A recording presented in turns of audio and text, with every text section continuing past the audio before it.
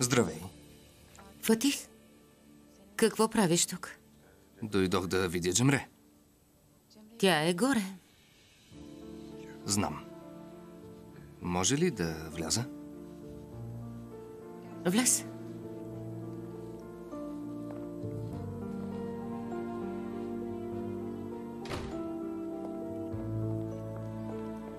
Имаш ли нужда от помощ?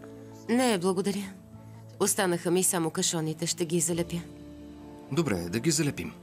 Фатих, не искам помощ. Какво се опитваш да направиш? Не разбирам. Нищо не целя. Нищо не съм ти казал. Искам само да помогна. Но аз не искам твоята помощ, Фатих. Ти страхуваш ли се да останеш насаме с мен? Глупости, не ме разсмивай. Хайде, върви си. Хайде да ги залепим.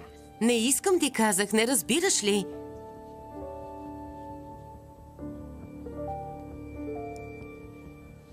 Напуснала си дома си. Фатих, какво те интересува? Не се страхувай, няма да те изям. Фатих, чуй ме. Не ме нервирай. Ще те зашлевя и ще видиш. Давай. Аз точно това искам. Не ме предизвиквай, не ме нервирай. Чули, не ме нервирай. Какво ще стане, ако те ядосам? Фатих, наистина се ядосвам и ще стане лошо. Хайде, върви си!